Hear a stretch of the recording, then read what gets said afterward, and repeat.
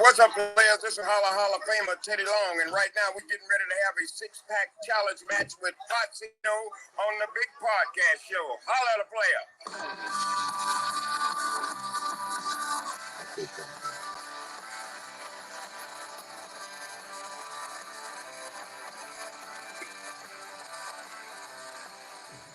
Ladies and gentlemen, boys and girls, children of all ages, the Potsy Network brings to you its tag team champions of the world. You're not playing along? No. Are we on? I don't know. I think we're on. Yeah, we're live. Okay. We're live. The Potsy and Tino show. That's right. He's Tino Gray. I'm Rob Potsy Potchak. Our theme song, as always, is brought to you by Adam's House Cats, called The Wrestling Song. It's available for 99 cents on iTunes. You've been in the bar. I have. I can tell already. I have. But we got a lot to talk about. No, we don't. No, we don't. That's what makes the show so great. We really don't have a lot to talk about. But, we got... He's always there. The Desperado. Don't ever do that again. Really? Yeah, no. Well, no. Let's go back to where we were. Well, it says Potsy and Tino. Okay, We're good there. All right. So, Tino, we always start the show with a little thing called "What's Up with You." 8:27.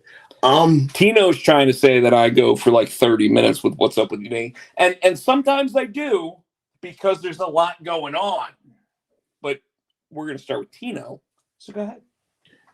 There's not a lot going on. You're just long-winded. It's a fucking YouTube show, man. That's what you do. This is how you get the audience. You get them invested in what... Chris Barrett, do you get the audience invested in what we're talking about? Chris Barrett, is he long-winded? And while we're waiting for Chris to answer that, he's going to say yes. No, you go ahead and you start your bullshit down. Now I don't even care about what's going on with you. Friday night. Friday night we went to Apex tree lighting. That was fun. And then Saturday, my most favorite time of the year. On usually the first Saturday of December, the Apex Rotary Club does a pancake breakfast at the fire station. Those pancakes are true. So I had some. Oh, I love the pancake breakfast. It was good. So we did a pancake breakfast. And then Saturday night we went to Durham. We went to the Carolina Theater, which is a cool place actually. It's right down the road from DPAT. Yeah. And it's where like the Durham comic book convention goes on. Cool. Yeah. We so this is the third or fourth year. No problem. The third or fourth year that my father-in-law is a big Beatles fan. So every year, well, not actually because of COVID, but they have the Fat Four, which is a Beatles tribute band, and those guys are awesome. So we went and checked them out on Saturday night, and then Sunday got up, went to church. Sunday night we had Sunday night we had our youth group Christmas party, and that's about it. So I had a. Did you play anywhere? No, I haven't played. I don't play anywhere until not this Saturday, but next Saturday, the 18th. I'll be in Hickory. All right, so December 20th. Right. Which is a Monday night. Raw. Okay, whatever. No, we're already going to AEW in 22nd. Greensboro on the 22nd. Right. But, Tino, the 20th. Raw. No. I mean, we will be Raw, but it won't be at... I'm not going to be Raw with you. We're doing karaoke. Who's winning? A bunch of people. Okay. For my birthday. Your birthday's Wednesday. So, because we're doing AEW on... Okay. Would you just shut the fuck up? I'm going to stab you in the eyeball at this rate. Because we're doing karaoke on Wednesday. We're not doing karaoke Wednesday. No, because we're doing AEW Wednesday. I'm going to do karaoke Wednesday for Jericho's theme song. But but because we're doing AEW Wednesday, we're going to do karaoke on Monday. Cool. For my birthday. Okay. At Raleigh Beer Garden. Okay. And you know what song they have now? And it's the one you text me about. You're so proud of yourself. Yeah, and then the text still autocorrected to something else entirely. He's like, That's what so- the hell did he sit here? What's How that? drunk is he, right? And that wasn't like my phone just does that. And you know that. You said just read co-ed Foxy at karaoke. Wait, what did it say? Just read co-ed Foxy at karaoke. Foxy at karaoke. not Foxy. Oh God. Just co-ed Foxy. Just read co-ed. Damn it. Just I'm so tired. You can't even say it. Just read co-ed Fozzy at karaoke. And I was Right. like, what the fuck did he say? And then I corrected it. You said Rocked, not not read red co-ed. co-ed. That Because, was so funny. dude, my phone, I should just turn autocorrect off. Like, I will accept the misspellings at this point because the autocorrect, any word that ends in ing, I don't ever get to the Really. it literally switches to something before I even get it. And it's like, who the fuck's writing this? Am I writing this? Or is the goddamn phone writing this? And you know what it is? It's the goddamn phone writing it. Okay. Like, so, but you want to know what's up with me? Oh shit. Okay. So I got to sing Fozzy this week. That was pretty awesome. Mhm. We actually had people told us to go there. They were like, you guys fucking rock that. And we were like, do you even know the song? And they're like, no. But they were like, you fucking Jason, we're fucking not that goes to the wrestling events. Oh. Another Jason who does like wrestling, by the way. But he found out that the place that we sing karaoke actually had the new Fozzy song. It's not new. Is it the one that he comes out to? It's Judas. It's not new. It's about a year and a half, 3 years old. Yeah, but most karaoke songs takes a while for them to come out. But anyway, so he found out karaoke actually like, you know. Cool. I believe I actually knew most of the words already. Karaoke helps because it has words on the screen. It does, but you know, sometimes you sit there like if you ever try to sing like a Smashing Pumpkins song, you think you know all the words. 2017. Yeah, so 3.5 years. Yeah. Okay. So it basically right as AEW was becoming a thing, right? Yeah. But so anyway, like we're up there and I was, like I said, I was surprised I actually knew all the words to it. Mm-hmm. You know, like I'm like, oh, this song isn't that hard to actually You hear it every fucking week though. But you're right. And I think subconsciously you probably But picked up on it. see, like the part where it's like I'm becoming. Yeah. Like some people are just gonna think it's I'm coming, right? Because they're not gonna hear the B part of it. I think because I write silent lyrics and musician. But you know what I Yeah. mean. Yeah. So, but anyways, but I was shocked. I actually felt like before it, I thought I knew all the words, and then after I sang it, I was like, shit, I know all the words of this, so I could actually sing it anyways. But it's cool. It went over pretty well. That's cool. On top of that, Mangalorean is now fully colored. Nice. And it's getting lettered this week. Okay. So it will be ready to go. Junior High Horrors Karate Kai is actually already at the printer. So my books, as always, I don't say that. are in on time. Oh, they're in on time. Okay. In on time. You know, yeah. I can't help when the printer sits there and says, they won't let me print your book. But I can still get them in on time. Okay. And that's what I do. So, and then Tino, I posted on Instagram the first page of a book. I decided I'm drawing myself. Did you text me? You didn't text that to me. It's on my Instagram. Okay. Usually you text them to me. Well, yeah, but you could hit the like button. See, I'm even doing I'm not on Instagram a lot. The bang. Right. No, you're not. You're not. SC Tino on Instagram. Yeah. But yeah. So I came up with our idea. I was like, do I really want to hire somebody to draw this, or do I just want to sit there? Hello, Justin. What's up, Justin? Who's that? Justin is the guy that we met at WrestleCade. Oh, what's going on? And I actually have a story that I did not talk about from WrestleCade. Cool. That we will get to. We'll do that before we get to all the other wrestling events and everything else for the week, because it won't take long. Okay.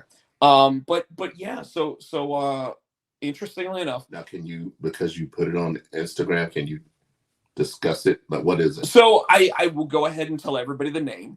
Okay. Because the name is inconsequential. However, you know what? Fuck it. Why not? Right? Like intellectual property. I'm gonna sit here. You're gonna be. I think you're gonna like it. Okay. So, I was a big fan of Tales from the Crypt. Oh, me too. Yeah, like Crypt Keeper and yes. everything. You know, that whole shit. I think Justin will know what it is. He's kind of young, isn't he? I don't know. Justin might know because it's still shown on something somewhere. But Chris Barrett would know what it is though, because he's part of the Comic Corps, which makes sense. Tales from the Crypt actually was a comic book for EC Comics back in the 50s, Gotcha. back way before they ever turned it into before they turned it into the HBO show, which was like the first show ever to be like an anthology show that had superstar actors in like every episode.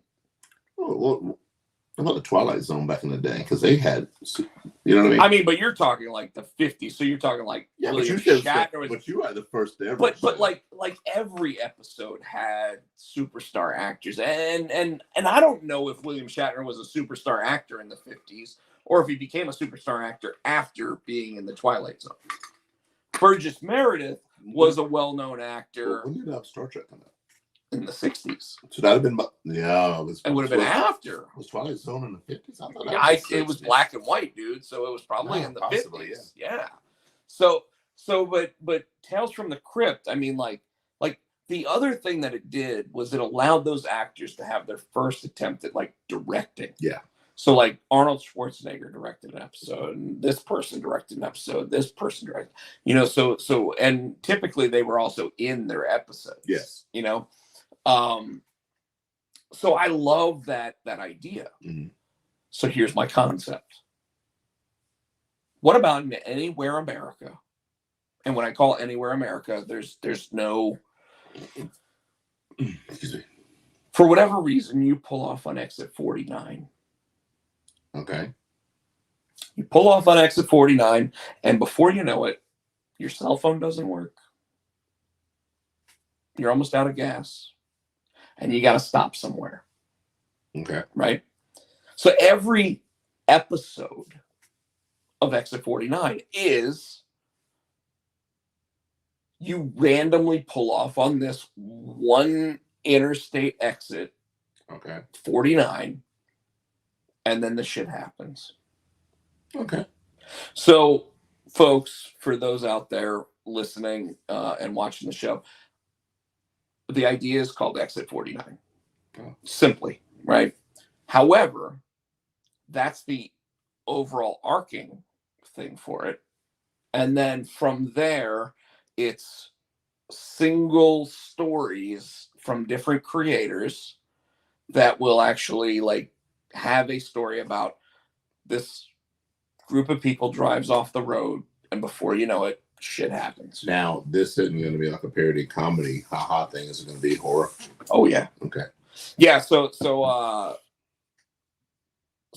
I can't really go into like my specific story, but let me put it this way: the way that I conceived it was that there are two characters that show up in every episode. If it were a show, right? It's the police officer.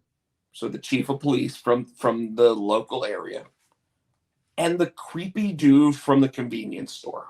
Always a creepy dude. Because it's always the creepy dude from the Always convenience say, store. yeah. And I even have the actor in mind if it were to become a TV show. It'd be Matt Frewer. Now, Matt Hedrum. so interestingly enough, Tino knows exactly who his probably most popular character is. However, Matt Frewer, He's been in a lot of movies, but I always remember him as Matt Hedrum. Well, absolutely. So those that don't remember him as Max Headroom, Fox did a Gen X movie when they were trying to do like X-Men themed stuff, but not use the X-Men way back in the early 90s. And Matt Frewer played the bad guy in it. Yep. And Matt Frewer's creepy as shit. Yep. He also was the bad guy in Lawnmower Man. Yep. So when you see him, interestingly enough, Canadian actor, Canadian comedian, also another Canadian actor, Canadian comedian, Jim Carrey. Mm-hmm. When you actually see the way that these guys act and portray different things, very similar. So if I could go out and get Jim Carrey to be the creepy old guy that's going to be at the convenience store, great. But the number one guy that I've got in mind is Matt Frewer. In fact, almost every time I come up with an idea, Matt Frewer is one of the characters. Matt Frewer, and I can almost see la la la Christopher Lloyd. Yes, absolutely. Yeah. Christopher Lloyd would be like the expensive version. Yeah. But again, like Jim Carrey, his entire comedic acting ability. Yeah. If you watch that Generation X movie, that TV movie that was made way back, I think it was called Generation X, which was about Jubilee and that group of X-Men. Matt Frewer is like Jim Carrey, but Lawnmower Man, he absolutely is. Yes. Like beyond. It's been a long time. And that was before Jim Carrey was even noticed on In Living Color. So anyway, if I had my way, he would be the creepy old guy. Who played the cop? What about your dude from Stranger Things? He'd be awesome. David Harbour would be good. But David Harbour's already known for playing that role, right? So no, I have someone in mind because let's be real. If we're gonna do a TV show or we're gonna do a movie or we're gonna do anything like that at any point in time, you gotta think about budget. I'll play it. Ain't gonna happen. Why not? You could be one of the guys that dies. Well, yeah, get a black man. Fuck you. I don't want to be in your racist TV show. You just killed me off. I would be one of the guys that dies. Not being good save. Not being racist to myself. I'm a ginger. Like we already know I'm not the guy getting laid, so of course I'm gonna be the guy that survives. Yeah, see, I popped him again, folks. He can't even turn and look back because he is gonna spit out this water. That's a good save. Okay. So seriously though, you want to know. So the other pre-existing character that happens if it becomes a series, every episode. Michael Keaton. No, but you're close because this guy also voiced Batman. No, not Kevin Conroy. Oh, okay. Jason O'Mara from Hawaii 5-0. Gotcha. Okay. Yeah. Like he's got like the I'm like mid 40s, but yet still like super attractive dude. Yeah. Can look like I know what I'm talking about, but also look stupid if I need to. Sorry. You get Jason Momoa for that too. Well, when I actually said Jason O'Mara, somebody was like Aquaman. Oh, the guy that played Aquaman, and I'm like, no, you idiot. But so the whole idea is like I could totally picture him being the guy that every so often saves the day. Accidentally. No. Actually saves the day. Okay. But then every so often accidentally like shoots somebody he shouldn't. Okay. You know? And it's like, because it's a small town, he gets away with it. You know, that kind of, yeah, you know, like that kind of thing. So yeah. So I really want to make this like an anthology idea, but I've got to get my first one done myself. This isn't a comic, then. This is going to be a book. No, this is going to be a comic. Because here's the thing. A comic book, the way that it's ultimately written and the way that it's drawn is like filming a TV show. Okay. You already have your everything drawn out for you.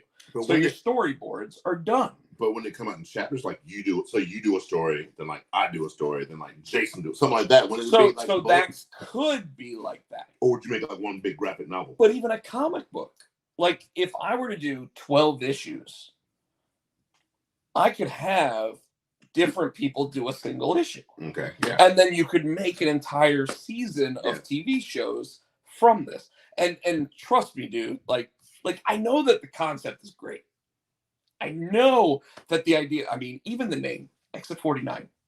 Like the first idea I have for the cover is the exit sign with like a dead animal. And that's it.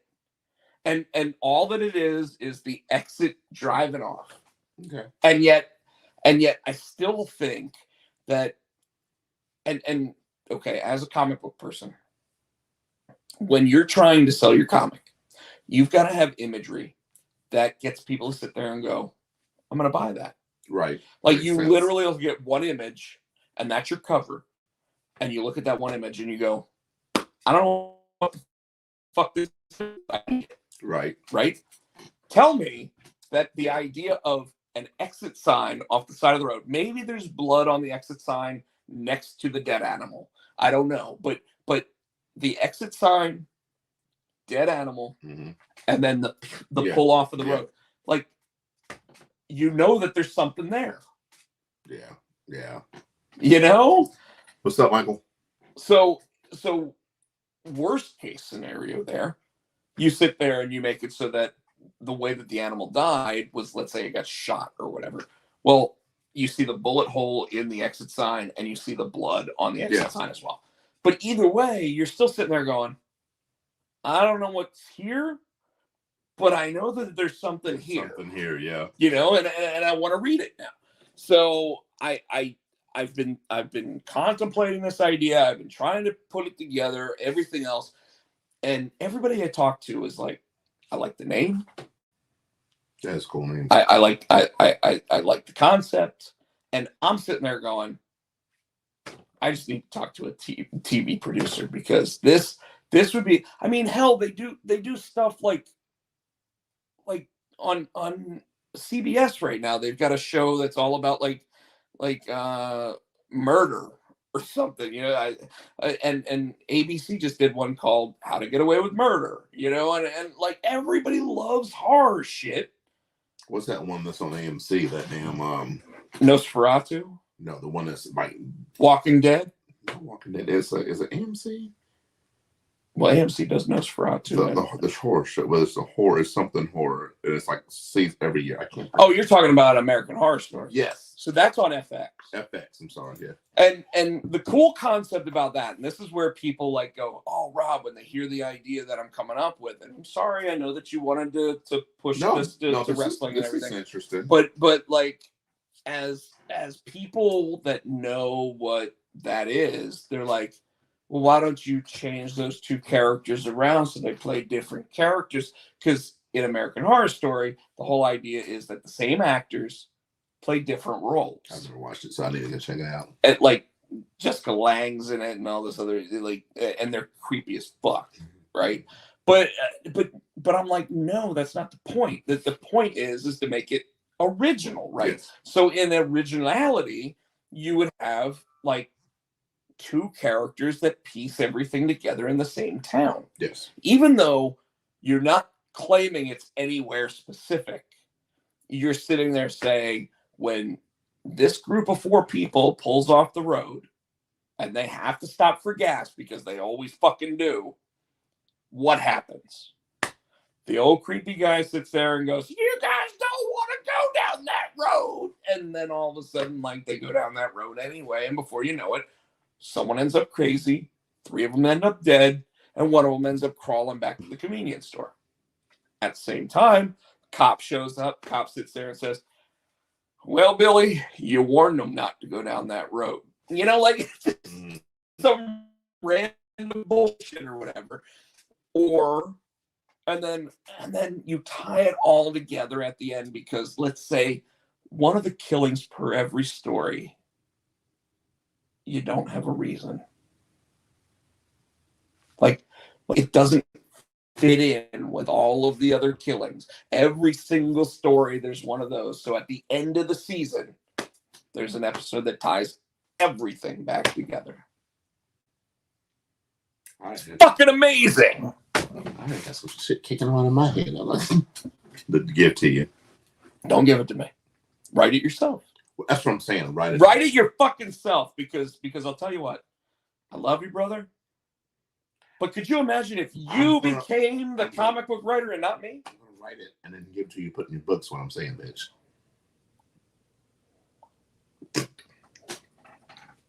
Oh, you might want to try this. This one's good. Okay, not today. I got 1 day away. Just a sip. I'll throw up all over the place. I got 1 day away to finish off those antibiotics. Oh, yeah. Don't do it. Scott Hall. I hear you. But, all right. So do we have any? Michael. Go did. Oh, American Horror Story. Yeah, okay. All right, we got some banners to go through. Tino, there is. I don't see it on here. What? The GameStop story of the week. There's not. We changed it for WrestleCade. Oh, WrestleCade. Well, let's go ahead and let me go through WrestleCade information. What a lot of people don't know, the former Braun Strowman. Yeah. You and I talked about this before we went on the air last week, and I forgot to mention it, right? So I wanted to make sure, first story we talk about tonight. Braun Strowman, Adam Shear, North Carolina native, showed up at WrestleCade, did not wrestle in the event or anything, but flat out said, because he had no line. Now, his stuff was expensive, by the way. That's probably why. But I literally walked up and just started asking him questions, and he started answering them. So it was like, fuck it. I'm going to ask him everything that I want to know about him, right? Like, I'm like, hey, where are you going to end up? And he goes, I got to be honest with you. I don't really think that I'm going to end up anywhere. You think he's? No. I think that his current mentality is this. There is no reason for a guy that was making $1 million a year, who was with WWE for 4 years. So he's got money in the bank, and he lives in Carolina, which means he doesn't need to have a lot of money to survive here, right? I don't think he really believes he needs to sign a contract anywhere. Does it mean he won't show up? No. Does it mean he won't sign a 1-year deal somewhere? No. But his statement was, right now, my only 2 matches, I've got a match scheduled in December where I'm giving all the money that I make from it to a charity. And I've got another match in like February where that one as well, all the money's going to charity. And he's like, and the great thing about it is I can do that. Nobody's going to tell me I can't. And I'm sitting there, I'm like, that's fucking phenomenal, right? Yeah, that is awesome. But on top of all of that, I sit there and I'm like, so you don't think that you'll ever do it? And he goes, I don't need to. And then, just so everybody knows, he said, and I don't know if he was talking about Barry Windham or Wyndham Rotunda, but he said, I was talking to Wyndham, and we're talking about possibly starting our own thing. So there you go, folks. That legitimately is a guy sitting there just being truly open and honest to a fan, giving the information, nice. And saying that while he doesn't need to work, he still wants to, and he's getting. I mean, Have you seen him? Yes. Like we all know that he was down to like 385 when he worked for WWE. He's probably down to like 345 now, and he is a fucking truck. Wow. Like, he's Optimus Prime at this point, dude. Like, he's a muscle. Right. Like, that's it, you know? So hearing him sit there and say that I don't need to do this, and when I do it, why wouldn't I do it to help things that I actually care about? It's fucking awesome. Yeah. But on top of that, sitting there, and my belief is he was talking about Wyndham Rotunda, who is Bray Wyatt. Bray Wyatt, talking about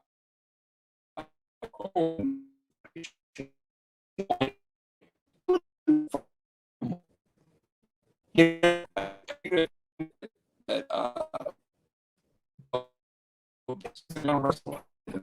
tell me like all the other guys aren't gonna like dude, you already have 4 or 5 guys instantly. Unfortunately, you don't have Brody. Yeah. But you've got 4 guys that are instantly your main event talent at anywhere you go. And I say 4. Let's really say, I don't really think about Dallas as main event talent. But interestingly enough, at WrestleCade, you had one room that had like 100 wrestlers in it. And I mean, we're talking Jay White from the Bullet Club. We're talking Booker T. We're talking Paul Ellering. Had him himself. You would have thought. We're talking Ron Simmons. We're talking Vicky Guerrero, who did our opening last week, right? So you have all of these. I mean, Deanna Purrazzo, the FTR, yeah, Malachi Black, Buddy, hell, Adam Shear. All of them are in the same room. Thunder Rosa, all of them in the same room. You go into the other room, it's Kurt Angle, Mick Foley, Kane, Jerry the King Lawler, the Steiner brothers, Ricky the Dragon Steamboat, some random female wrestler that I've never heard of before, and Bo Dallas. And I'm like, why the fuck is Bo Dallas in the cool room? I mean, there was a full wrestling ring set up. I have no idea. Why the fuck is Bo Dallas with them? You leave Bo alone. Well, I mean, I want to Bo leave.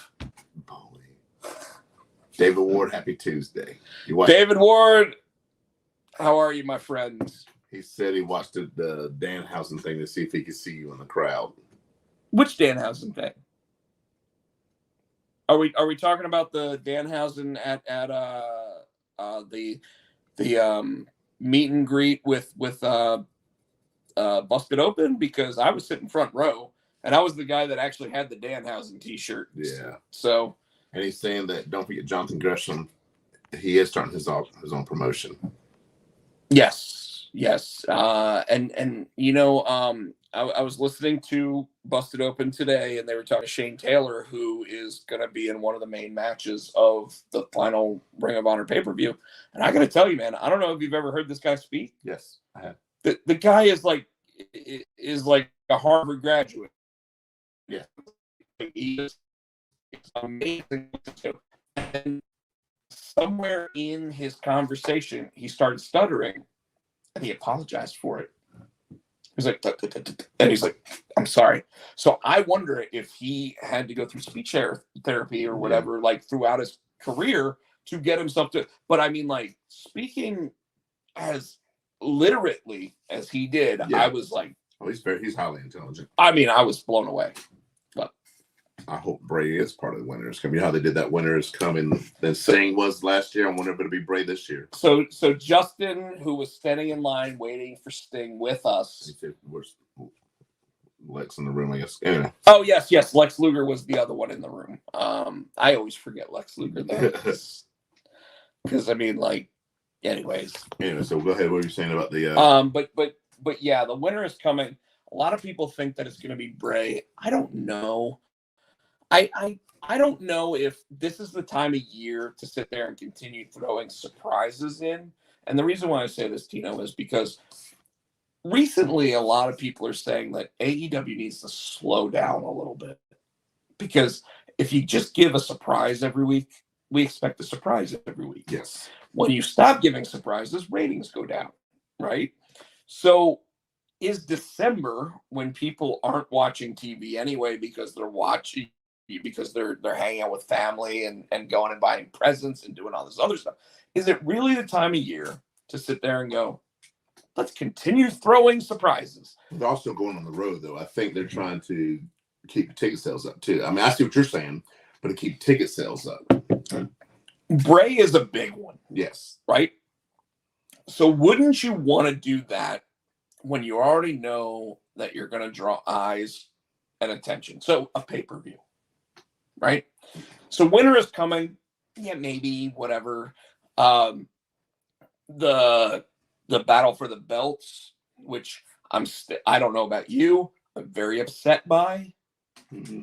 Because, like I'm sitting there at WrestleCade with Jason, and Jason's like, oh, I'm going. I got like third row seats to it. And I'm like, you didn't even tell us about the fucking third row seat, whatever. But honestly, I already bought tickets to 2 different AEW shows that cost me, $200. I don't need to go to another show. Yeah. Like, calm down, Carolina, right? Because let's be real. You went to Raw. Mm-hmm. I did not. Right. SmackDown was last week. We didn't go to that. And SmackDown was good.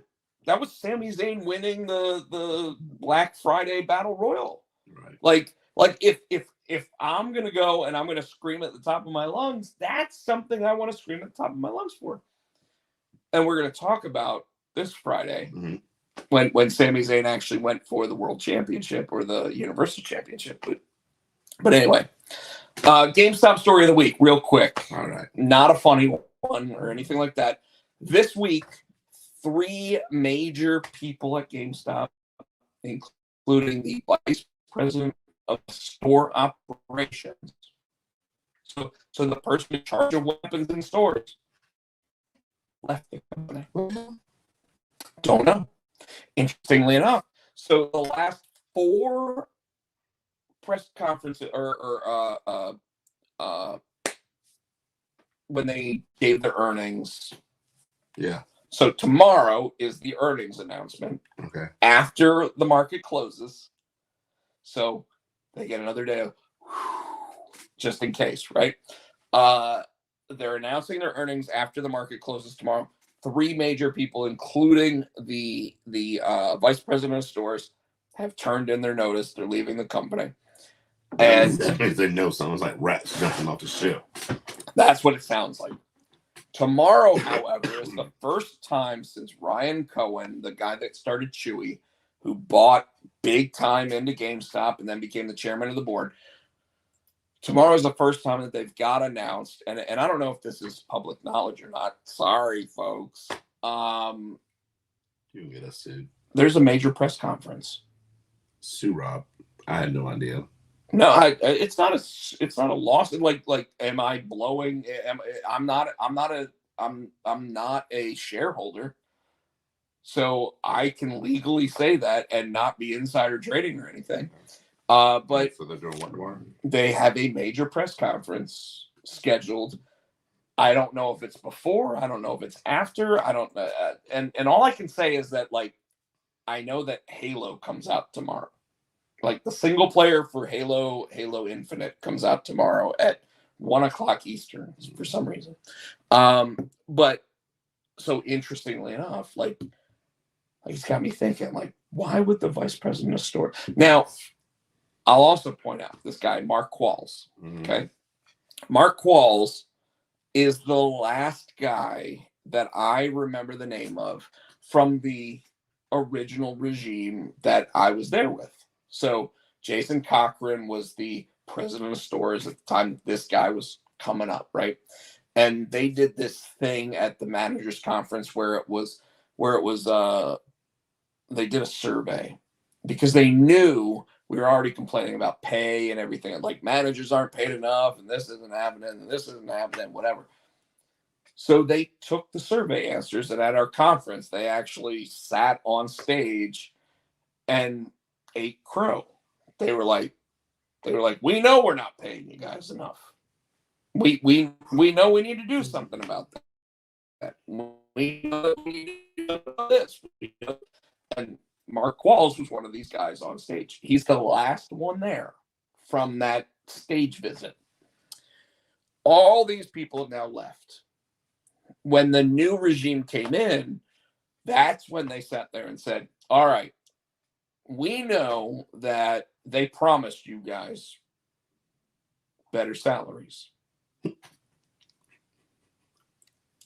So what they did, and it's not the worst thing in the world, they raised the floor. So they basically said, okay, managers can start at $12.50 an hour. Now managers start at $16 an hour. Okay. So they bumped them up to $16. This was 3 years ago. Great, whatever. You know what they did for the people that were making more than $16 an hour that had been there for 14 years? Not a damn thing. Nothing. I went 3 years without a raise. I've been at my new company for just over a year, and I've gotten 2 raises. And I don't talk about who the new company is, just like when I worked for GameStop, I didn't talk about the old company. But think about that. I went 3 years without a raise, and I was one of the best. Maybe they didn't think so. You're an asshole. What do we got? Anything in there? I'm happy for all the original GME owners who were holding the bag until David, I gotta tell you, one of the things that really upset me was that last April, and Tino can attest to this, by the way. Last April, I flat out said, I have $10,000 in the bank. What if I were to take enough to buy 1,000 shares of GameStop stock at $4 a share? It would have cost me $4,000, right? Imagine if second week of January, I had bought that 1,000 shares of stock and sold it. To the moon. Cameron Grimes would have nothing on me. But I didn't do it because I was buying a house. So I needed that money in the bank just in case GameStop went completely belly up and I lost the $4,000, and I never did it. And I look back and I think, God, what an idiot, right? Except, let's be real. Tino, you know me. Mm-hmm. If I had bought 1,000 shares of stock from GameStop at $4 a share, when the PlayStation 5 and Xbox Series X came out and the stock hit $12 a share, I'd have been fucking out. Yes. And I'd have been happy until January. Until fucking January, when I would have been like, what the fuck just happened? But yeah, so anyway, what I'll say about that is this. Any of the district managers that had stock options from 15 years ago, 10 years ago, whatever, the last time that they actually gave stock options, if you didn't sell those stock options when it hit $483 a share and you didn't get the fuck out of the company, I don't know what the fuck's going on with you and why you would stay with the company when you could have been a millionaire. To the moon. To the moon. And with that, ready to talk about wrestling? To the moon. Sorry. Actually, they just had to pick the War Games. So do you want we did. So why don't we talk about War Games right before Raw? You cool with that? Yeah. Because there wasn't really anything to talk about from 2.0 going into War Games. I mean, you had the 2 ladder matches to determine it, and for those out there, you had the 2.0 team of men winning the advantage. Yes. Against the OGs, which Yeah, we'll get to it. Yeah. We'll get to it. Let's start with the highlight of the week. Besides, Artist fell in the depths. oh my goodness. Rumor is he's still there. No, old boy helped him up. But still, he helped The him guy up. that was supposed to hit him? Yeah, he pulled him out, and after he got to the ledge, then he started hitting him. He pulled him completely out.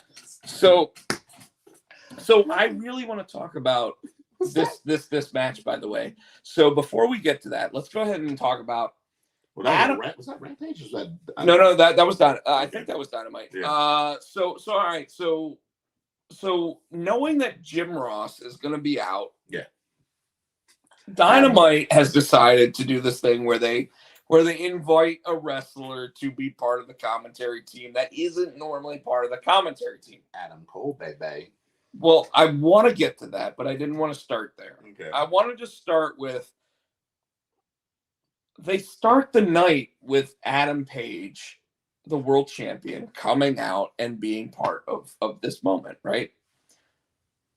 And all the dirt sheets talk about how, like, he didn't do anything to sell his upcoming match against Bryan Danielson. In fact, when they invited him out and they said, hey, it's great having you here, he's like, God bless. What the fuck?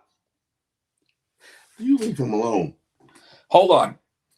Tino, it's time to get real. God bless. You leave him alone. I know that you go to church every week. You need Jesus. And I probably do need Jesus. Hey, Notre Dame just signed Marcus Freeman as their new coach, and the head priest of Notre Dame actually approves of him. So I got all the Jesus I need there. I mean, they got touchdown Jesus, dude. Touchdown Jesus. I wouldn't be damn playing with Jesus like that with your ticker. No, I am a big time Notre Dame football fan. You know this. Yeah. So I get all the God loving I need from it. Don't play with Jesus. Go ahead, I'm listening. Go ahead and plug your shit in. It's not the right cord. Because you don't have the new iPod? This is the iPhone 12 Plus. Dude, that plugs right into mine. That's right here. Yeah, the plugs are different. Anyway, go ahead. So all right. So for real.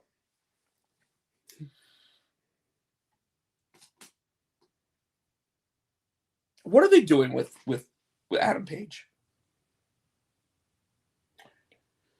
He hasn't wrestled since he won the title. He hadn't wrestled all that much all year long. I think he had like a 13-4 record or some shit. As much as I hate to admit it, he's a fucking placeholder for Bryan. So, hold on. I don't want to go there. But let me go ahead and say. Or Moxley.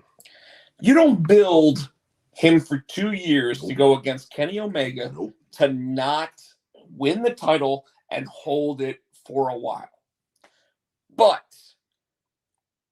after they got there, they don't know what the fuck they're doing with him. They must have hired some WWE writers.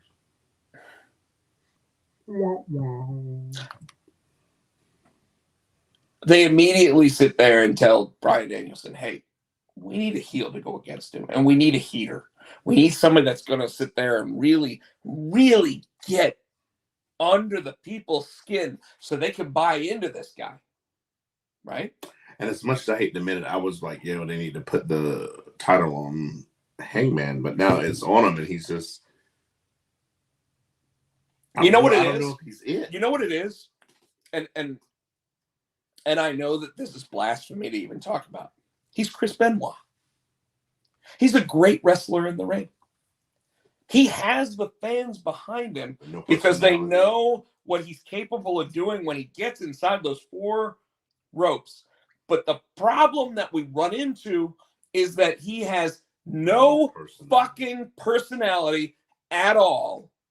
If I can be serious for a moment. And and that's just it. If you looked at what I wrote on Twitter this week, I legitimately wrote that he is Lance Storm. Oh, shit, I didn't read your Twitter. Dude, I will pull it up right fucking now. That means we almost share the same brain, and that's scary. But I'm telling you, It doesn't matter how good he is inside the ring. He is not doing anything to drive your ratings up, and you are doing everything possible. You're setting fucking people on fire trying to get ratings up, and you are not pushing. Did you see the Finn Balor shirt? Yes. Fucking thing is awesome. Hold on, I'm looking for the tweet. Well, I'm going with the tweet. So I just disappointed because I was so hyped up for, like you said, they built him up for 2 years and he finally got his match and he finally won the championship, and now it's just like, yeah. And you're right, he has not defended it. The mic skills, Daniel Bryan has been smoking him. You're right, he's a good hand in the ring. He's a good hand. He's a very proficient technical wrestler, but as far as being on the mic and having that personality, I just don't know. And he just hadn't shown it yet, and that's what we need him. We need him to show it. Yeah, without a doubt, everything that you just said is not just true, but it is to the level that, like, I can't describe it. I'll put it this way. AEW is doing everything in their power to make people go, I need to watch that show. Right? Every week, they're sitting there doing something. They've got a car crash every fucking week. And we all know what car crashes do. You pen over and you look, and you keep going. Well, you slow down, mm-hmm. You cause a traffic jam, yeah. You look over, and you're absolutely right. And then you just keep going, right? That's what they do every fucking week. And yet, they have the guy that they wanted to be champion for 2 years. They wanted him to be champion when they opened this entire company up. Yes. They knew that Jericho was the right choice. And the thing is, the thing that pisses me off are the fans are behind him. Yeah. He's got it all. It's something's not clicking. They're missing something in there to help push. And I don't know if it's him. He doesn't have, like I said, the it factor. I don't know if it's the storyline, if it's I don't know what it is. Why has Bryan Danielson wrestled on every fucking show since Hangman won the title, and Hangman hasn't wrestled? Yes. Like I'm not saying Hangman needs to put the title up on the line. Just wrestle and have Bryan Danielson on fucking commentary, because that alone is going to sit there and drive the business. But no, they sit there and it's like, oh, Hangman's a special attraction. Why is Hangman a special attraction? Bryan Danielson should be the fucking special attraction. The motherfucker actually main evented WrestleMania this year. CM Punk should be a special attraction. CM Punk is a special attraction. He's wrestling more than Hangman. He's wrestling more than your champion. He is. And I think that's actually to get him back in shape. Oh, no. I know. I just said it. And what's the first shirt I bought? Yeah. First shirt in 5 years. CM Punk, right? It's so what's with, and they're trying to push the Dark Order. What's with feeding the Dark Order to Bryan Danielson, though? They're making them look weak. No. The Dark Order is weak. They're a joke. They're a 5-man Santino Marella. And get a pop every time that music and they come out. So does Santino Marella. But Santino also got champion. I think out of that group. Yes, Santino did win a championship. I think he was going after the honky tonky man. But I think out of that group, there is the Master 10 and Johnny Hungy. And I think the rest of them. John Silver's great. That's what I'm saying. I think they should do something with him. But they're finding that they have too many people on roster. Mm-hmm. And let's be real. When you can't have Bryan Danielson go on the mic against Hangman because Hangman can't hang with Bryan Danielson on the mic, you've got to have Bryan Danielson show why he thinks the championship is so important, right? So you have him destroy every one of Hangman's friends. It's because Danielson hasn't actually wrestled in over. Before he got concussed, he was out for 7 years. No, he wasn't out for 7 Was he out years. for a few years. And Edge was out for okay. 7+ years. Christian was out for 7+. Danielson has been money for 2+ years. Yeah. Like, dude, he had more turns than the Big Show in terms of being bad guy, good guy, bad guy, good guy. It didn't matter. You still bought into him because it was yes or it was no, and you didn't fucking care. It was like, just give me him in the ring. My favorite was the hint title. Oh, yeah. That was my favorite Bryan Danielson. Dude, I bet he still owns that title. Yeah. I bet he personally bought that title. Like I it's not. I think that persona was probably my favorite. Dude, he's still that guy. Yeah. Like, let's be real. He is the tree-hugging champion. Like, he legitimately is. But I digress.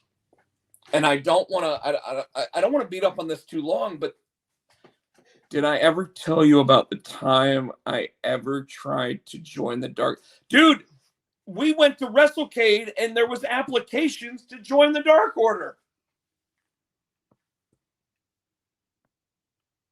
And he filled out the application. I did not fill out the application. Version of Danielson that won Technical Wrestler of the Year in the one award, the WON awards every year for like 6 years was the indie version. Yeah. Yeah. David, we love you.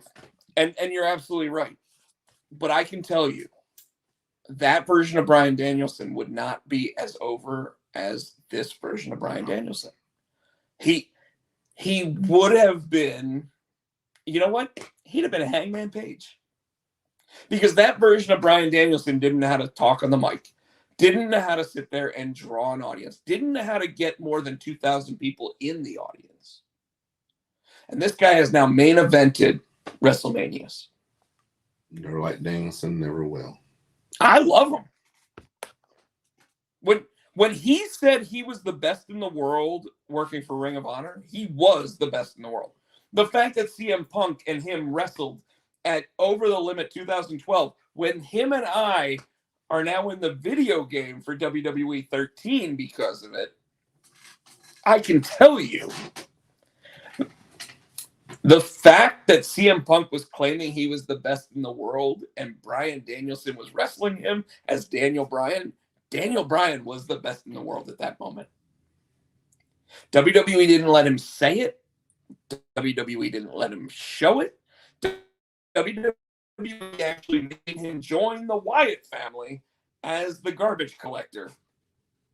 And then CM Punk left, and finally, They let him do it. WWE finally realized what he was. Remember, this is the guy that failed the psychological profiling of what a WWE champion is supposed to be.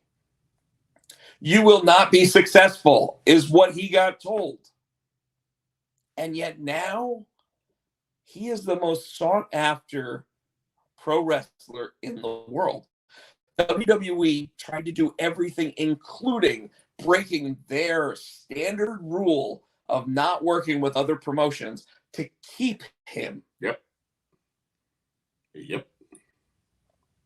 And on top of all of that, he still left. He did everything that a babyface would do upon his arrival. And then the first time that something changes and somebody goes, we need a heel to go against this guy, he dropped everything to do it. Yep. Like I can tell you right now, nobody deserves that world championship in AEW as much as Bryan Danielson, based on how he has performed in their ring, what he has put his body through. That's a lot of stuff he probably shouldn't be doing. And what he has gone through in communication and saying against his opponent. Right now, I feel bad for Bryan Danielson because Bryan Danielson's going to lose that world title match when he has done everything to promote this match. and Hangman has looked like a bitch. And I'm sorry for going that far and saying he looks like a bitch, but he hasn't done anything to make himself seem like he like the last thing he said was, and I think I did it in less than 30 minutes. You're not wrong. So there it is. All right. There it is. So what was the match? The tag match where Arn got put. Whoa. Ruby Soho versus Chris Statlander. Finally showed what this division is about when it doesn't involve Thunder Rosa or Britt Baker. Or the other big girl. Nyla? No. That bitch. That bitch. The one. Jade? Yeah, Jade Cargill. No. She hasn't shown up yet in a match. Not like these two did. Oh yeah. Come on. This was the match of the week. Yes. Like we talk about trying to sit there and do a match of the week segment and everything else, but Chris Statlander and Ruby Soho showed up, knew that it was their moment to shine, even though they didn't have a main event spot, and worked their asses off. And I'm going to tell you, the main event spot had a fucking fire table. We need to talk about that. And yet, this was a better match. And we're talking about El Idolo being in the fire table match. What was that going to prove? So they're trying to make Cody face. They're trying everything they can. So or it's Brandy Hill now. She's setting that table on fire. So are you ready? Yeah. Tino, I think that everything that Cody Rhodes says, and I'm going to say this right here, live on the Potsy and Tino show, everything that Cody Rhodes says is Homelander. Oh, Jesus. Homelander believes that he is the good guy. Ruby Soho all day long. I agree with Michael. Absolutely, Michael. Cody Rhodes believes he's the good guy. Nobody likes him. Everybody knows that there's something wrong. He's not Cena. He's not Cena. He's not even close to Cena. When was the last time you heard about Cody Rhodes doing a Make-A-Wish? No, I'm saying because No, I'm being real. I'm saying because the other dude is Cena. It's John Cena's character. Oh, you're talking about Peacemaker. Yeah. Oh, damn! I got it confused. Never mind. I'm sorry. You're talking about I'm talking about the boys. I'm talking about Homelander. I was thinking Peacemaker. I'm sorry. I got him confused for a second. And so okay. So let's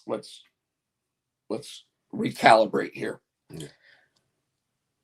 Cody Rhodes is Homelander. Yeah, is Homelander. He wears the fucking outfit. Yeah, he comes down to the ring in Chicago and has his belt thrown back into the ring. He sits there and looks at people and he's like, why are you throwing my belt back in the ring? Then, on top of all of that, what does he do? He goes into this match against Andrade El Idolo, right? And in this match, Brandy shows up and Brandy pulls down the mask and fucking heel. That's what I thought. Fucking heel move. And yet, it's in Atlanta. So you expect Cody to get cheers. They fucked the move up. Big time. Cody's on fire. On fire. That's my favorite. He's on fire and he rolls over. And Alito's like, and you see the fire and it's just, he goes. No, he's got the fire on the shoulder. No, when he rolls over the pin, Andrade had that flame on his chest. He's like, he pats himself out real quick. But I'm going to tell you, like, Cody in interview says, I'm not going to turn heel. I'm going to be a baby face. I'm telling everybody right now, ever since he started wearing the Homelander outfit, he's acting like Homelander. Homelander thinks that he is the hero. when yet he is willing to sit there and burn the entire group of people around him to the ground. And Cody is willing to do that, man. And at the same time, he's willing to sit there and go, and yet we won. Yeah. He is like, I don't know if he's purposely doing it, but the fans aren't buying into him being a babyface, right? Right. And he's not acting like a heel, but yet he is acting like Homelander. But then too, and it makes me wonder, because we've had this conversation on this show. Every good heel thinks that They're the champion, the hero. Yeah, and they're telling the truth, because every good heel is Daniel Bryan. When he was telling the truth, but it was nobody. What he was saying, people weren't agreeing with, but he was telling the truth. Here's the thing. But you know what I mean, though, right? You're right in what you're saying. The difference, though, is that Cody still goes out there and tries to kiss babies. Gotcha. Bryan Danielson Didn't. right now is sitting there saying, I don't know why you're booing me. You didn't boo me 2 weeks ago when I beat this guy, but you're booing me now when I go against this guy. And the whole reason why is because his attitude did kind of change. But did it really? No. He's still the best wrestler in the world. And by the way, it's the first time I really remember the heel being the better wrestler. Like, truly the best in the world wrestler. Like, Angle. Maybe, but how long ago was that? When Punk was a heel. Again, that's still 7 years ago. And Angle would have been before that. And Angle in TNA, I wouldn't have believed he was the best wrestler at that point. He had like 6 DUIs. So Anyway. Anything else you want to say about the Cody match? No. Okay, go to the next one. No. You got to go to SmackDown. Okay, you got it backwards. Okay. So, did you hear about Jeff Hardy this week? I heard that they haven't said what happened. Do you know what happened? So, there's a video online. I haven't seen it. He sits there, gets the shit beat out of him by the entire Usos and Roman, the bloodline, for like 10 minutes. And then he makes the hot tag. And just walks the crowd. And he literally drops out of the ring and just goes out through, not even up the ramp. He goes out through the crowd and just keeps going. But why, though? That's what I'm trying to figure out what happened. I don't know, because here's the thing. Like, the last week story is that Jeff was feeling a bit rough, is what this story is, right? I hope he's not back on drugs or drinking. I don't think it would be drinking, because I don't think anybody would have let him out there. Could it be pills? Maybe. But while he looked sluggish, I'm going to tell you, the match looked like garbage. And it's because, like, the Usos and Roman and everybody was moving slow. So I don't know if it was just what the deal was. But I want to give Jeff the benefit of the doubt. Me too. At the same time, I'm wondering if they were being extra cautious in how they were handling it. But Jeff was bumping for everything. Like, they beat the shit out of him in that match. I need to check out that video. And it's like a 13-minute long match. So when he makes the hot tag, doesn't take long. It's like 4 minutes. Drew McIntyre and Xavier Woods win the match. It's still kind of weird. Okay. And we all saw the I don't know if you've seen it at this point, but the Stone Cold podcast with Jeff Hardy, where he kind of says that he wants to have one more run with the Hardy Boys and everything else. So I don't know if this is just him And going, he's saying this is his last chance. That's why I was like, I'm hoping he didn't fuck up. well, I mean, he every 6 months, you know. Sonya Deville slapped the shit out of Naomi. What's up with that? Slapped the dog shit out of her. But what's up with that? Like, why? I don't know what it's leading to. Like they hadn't been leading to authority figures and blah blah, and now all of a sudden, like, they're heel. Like Adam Pearce is sitting there keeping Drew McIntyre out of the main event. He won't come to SmackDown because Brock is there. He goes, "Oh, maybe I'll just lay out." But why both of them heels? Why not have one to balance it out? Why do they both have to be heels? Well, first of all, why not have one-on-one show on the other show? Yes. Right? Like what the fuck is wrong with you, WWE? Like, how do you not know how to write your own shit? I don't know. Where's Salmon Suit? That's all I want to know. Yeah, where's Pat Buck?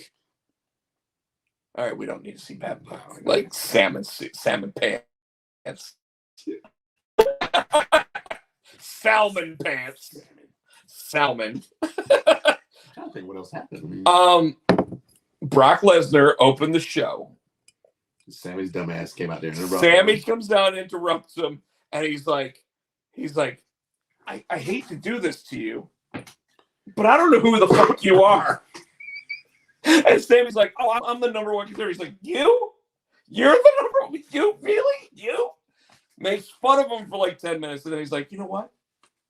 You should do the match tonight. He's like, I don't want to do the match. He's like, I don't want to. He's like, tonight. And like the only word that comes out of it, and I'm going to tell you, I've already told you, Brock Lesnar is one of the best sports entertainers in the world when he's motivated. I think he's having fun now. This right here, it's like he gets to cut his hair the way he wants, like you said. Mm-hmm. He gets to, although it was really weird when he actually when he trimmed the mustache and he just had the long beard, and it was like, the fuck's he doing? You know, it's just because he was like, oh, I don't like the way that tastes. But I mean, like, this whole moment with Sami Zayn, and Sammy goes, I know what you're saying, but, and then he goes like this, and Brock grabs his hand twice, and he's like, ow, ow, ow, ow. And then he finally sits there and he goes, tonight? And he goes, all right, tonight. No, what's even funnier is he's backstage trying to cry to Sonya. I don't know what happened. Brock's out there, makes me do it. And Brock comes up, yeah, we're going to do it. And then, of course, Brock's like, and Sammy, that's your name, right? Sammy? Best line that I think I've ever heard Brock Lesnar say. It's Sammy, right? It's Sammy, right? And then he goes, I'll be in your corner. And what's he do? 3 fucking F. 3 fucking F. Like sitting, like just, and it, you know, like, and then he picks him up and stands over the corner and walks away. He just hangs him in the corner like.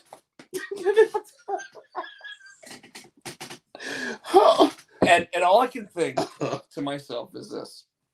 He's having a blast. Yes, but I don't know if this is Sammy's swan song.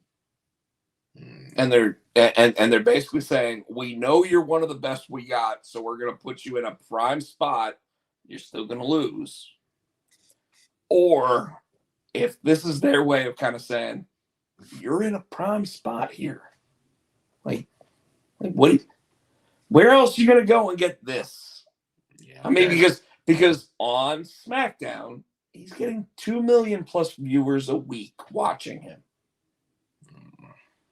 Well, they're still not using them like they. But they're still not using them correctly because he should have snuck out of there with a win. Could you imagine if after all that shit Brock did, Sammy snuck out with a win? A schoolgirl. A fucking like count out. He wouldn't win the belt though. He wouldn't have won the belt.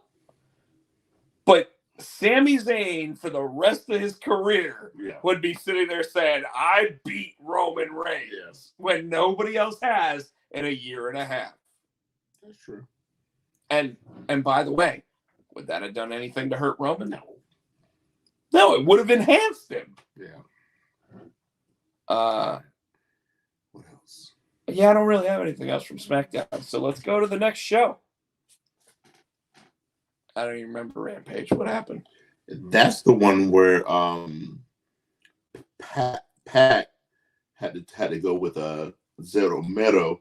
Against FTR. And then at the end, I keep wanting to call him Malachi Black. No. He is Malachi Black. Oh, Alistair, you're right. I keep Alistair Black. Malachi Black. You want to call him the right name this time for once. He came out. He only had to patch in one eye. And he poked him in the other eye. No. He came and he grabbed him and held his head and spit in his. He wouldn't let him turn his head. He's like in his other eye. And then he's like, gouged his eye out. I'm like, what the fuck are we doing? It's like they took the Seth Rollins storyline of like pulling eyeballs out of sockets, and but up to then it was a good match. Pat or Neville, whatever he was before, is a hell of a worker, dude. I love watching him work. He's good, dude. He's always been an amazing. I know. He's just for his size. He's so compact. He's awesome. What else happened on that show? I don't like I said. I don't even remember. That was Rosa. Thunder Rosa. Thunder Rosa was on commentary while her student faced Jade. And Jade told her, she said, it's going to be a quick match because I don't want you to see, I don't want you to be able to take notes pretty much. And she whipped that girl's ass in like 30 seconds. And then she started whipping her ass. And Thunder Rosa whooped Jade's ass. And I'm excited about that match because nobody has ever, because even Red Velvet, when they were fighting, Chris Bear, why are you doing that, man? Pat Patterson. Not even Red Velvet was able to take it to Jade like Thunder Rosa did. Thunder Rosa double-legged her and proceeded to whoop her ass. Well, Thunder Rosa is a bad bitch. I'm going to tell you right now. Everybody out there in the audience, watching the show, listening to us, talking with us, having a good time, if you want to see Thunder Rosa as an AEW Women's Champion, whether it's the TBS Championship or overall, start putting it on the internet. I don't know, though. I think Ruby's going to be TBS, and I think Thunder Rosa's going back and win the title. So, I think Thunder Rosa's going to win the first TBS title. And here's why. If they give it to Ruby Soho, WWE, I got you. Yeah, I didn't think about that. Yeah, but that match though, Ruby deserves it. Ruby can work, and even when she got there, you were thinking Ruby Riott, and you weren't very big on her right then when she came. Well, when it comes in and comes down to the finals, it's probably going to be Thunder Rosa versus Ruby Soho. Probably Thunder Rosa, day in, day out, week in, week out, for the last year has been. As much as we want to say that Britt Baker has been like the be all end all of the women's division, Thunder Rosa beat her in the Lights Out match. And that's the only reason why it's not counting, because it was Lights Out. Yeah, she beat that ass. And I mean, like, she beat that ass. I mean, Britt Baker got to call herself the hardcore legend from that, right? So I still to this day, while I want to see Thunder Rosa go against Britt Baker, I think that her consolidation or consolation prize is going to be her winning the TBS championship. And rightfully so, because I'll tell you right now, at WrestleCade, you had four major lines, okay? You had Sting, who had his own room with his own line, okay? You had Malachi Black. You had catering, literally, to get food. That there was that long of a line, and Thunder Rosa. And those second, third, and fourth could be interchangeable at any point in time. Wow. And I'm not joking. Thunder Rosa's line was just as long as the only line to get food in the entire thing. That's awesome. And Adam Shear who is probably the biggest name at the entire thing that isn't a Hall of Famer, had nobody. Malachi Black had a massive line. I'm going to say right now, the one set, like FTR had a decent line, but FTR was for 2 people. Yeah. And when we walked right up, I mean, we took a picture with them, and I don't know if you know this, but my buddy Rob Camp actually knows Dax, so because of that, I started mentioning him, and he's like, oh yeah, I don't want to say that I know the guy, but yeah, I know the guy, you know, and like, so we got to spend some time with them and talk to them and everything. But you know who I didn't want to meet when I saw how they were handling the situations with people? Because of COVID restrictions or whatever. Oh, the Iconics. Not the Iconics. They're not not Iconics anymore. You know exactly what I'm talking about. The inspiration. And here's why. Because when you see them on Impact, they're not wearing masks. They're sitting there doing what they can and going to the ring and doing their match and then leaving, right? The entire weekend, from what I saw, because I was only there Saturday, but from what I could see, they wouldn't let people take pictures up close. Right. So they did these pictures where it's like that. And they were wearing masks the entire time. Now, here's what's funny about it. If somebody truly believes that they need to wear the mask right then, right? When we go and we're watching the wrestling event. I remember you telling us last week. And one of them comes out and she's hanging out with her friends. She should be wearing a mask. But she's not. She's just hanging out like super chill, and this is why I didn't go up and ask for a picture. Because I was like, I don't really like that. I think that when you're charging people for a picture and you're willing to not be masked within the arena, you should not have a problem taking a picture without a mask for your fans. So that's it. That's my feeling there. Let's go to the next one, Tino. Go ahead and hit the button. Well, it probably won't be. It'll have to be. Now we're up to Monday Night Raw, but we need to hit the pay-per-view. Do you want to do Raw first because it wasn't as good as the pay-per-view? Yeah, let's do that. The steel cage match with. I didn't watch it. The steel cage match with Big E and Kevin Owens was pretty good. At one point, they were both trying to get out the cage. Of course, Seth was around at the bottom around the cage. He managed to slam the doors on them. Big E managed to get the win. He's celebrating, and Mr. Lashley comes out and destroys every fucking body. So now there's a 4-way dance? I don't know yet. They hadn't said, but that's how that match ended. And then you had the Liv Morgan. So I know how that ended. Before you get there, though.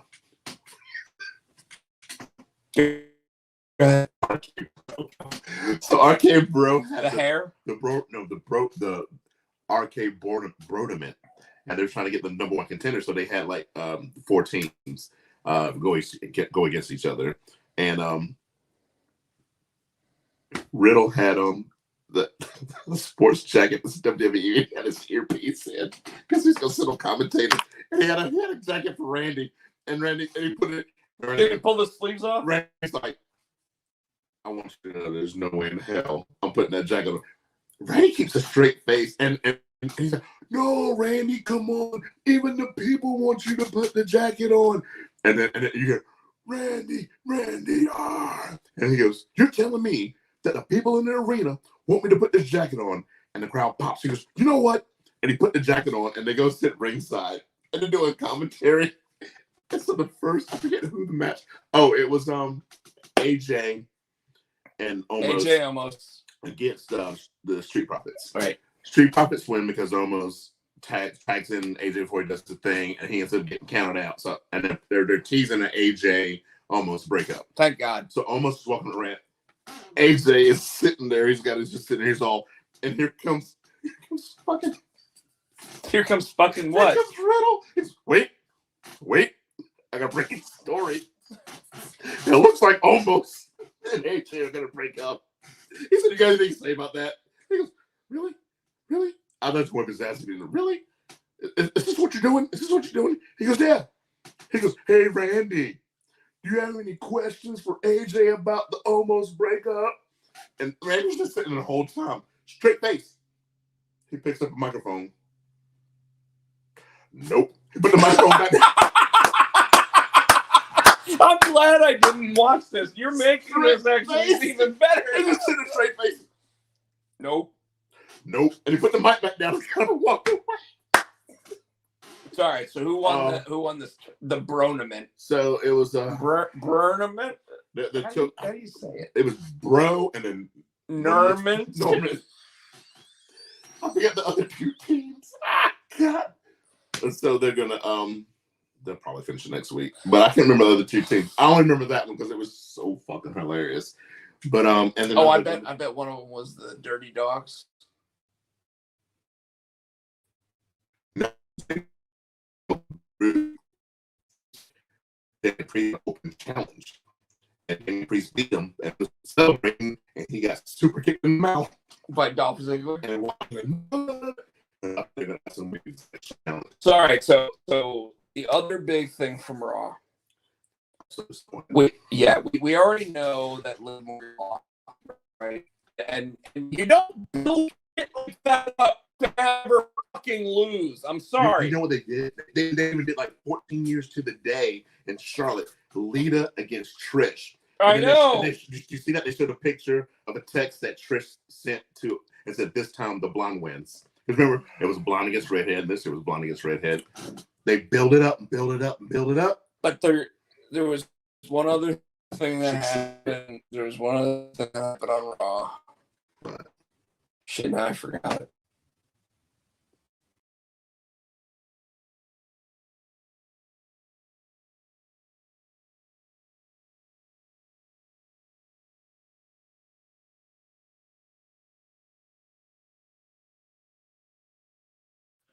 Fuck. All right, we're live. We're still live. Okay. Did you guys see that? Yeah, we literally just lost connection, folks. So we apologize. What was I saying? Okay, so I said there was something else on Raw. Shit. You'll think of it. I'll think of it too late, I'm sure. Let's go ahead and go to NXT. So we're gonna do 2.0 because we don't have the whole thing. The banner. They started out. What did they start with? They started with the women's match, didn't they? Well, I want to joke say that that when they went to the backstage area, they said Team 2.0. Now, yes, AEW has a team called 2.0. And I was like, so I don't know because in a 2.0. Well, it was Team 2.0 for NXT 2.0. So like, yeah, all intents. I was thinking of that too. So they started with the women's with the women's match. The women's match, which was excellent. Now I want to know if the young girl messed her shoulder up, or was that kayfabe? Because it looked like she fucked herself up. And it looked like Io Shirai popped that shit back into place. I'm like, no, bitch, you're going to finish this match. Fix that. And she just had her on the ground. She put her foot on her rib cage. And they're like, Io, no. And she's like, pop. And if I had to guess, it's exactly what you think it was.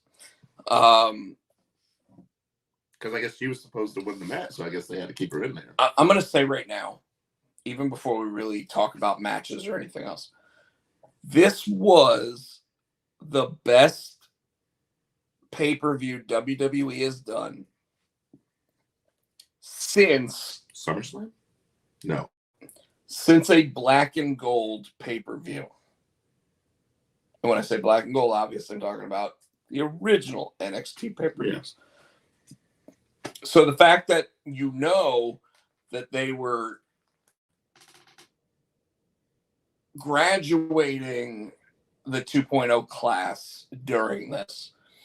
And anybody that thought that the black and gold was going to win, knowing that Kyle O'Reilly was leaving. I kind of thought Ciampa's team would win at Gargano because this Gargano is probably last. So pay-per-view. That's the only reason I thought they might win, because they're going to let them go out behind them. So I thought they were going to have Gargano go out on a stretcher. Oh, really? I legitimately thought, because you keep hearing all this stuff about how, like, the USA Network and Fox and everybody else keeps talking about how they want racier content, right? Mm-hmm. So if Johnny Gargano were to go out on a stretcher, that would lead people to go, what happened to Johnny? Except they had already announced Johnny Gargano will be there on Tuesday. Yeah. Well, you can't have him go out on a stretcher and have him show up on Tuesday. Well, you can, because Mick Foley had that happen multiple times during his career. Yeah. But Chainsaw Charlie had that happen during his career. But Gargano's not that kind of character. Yet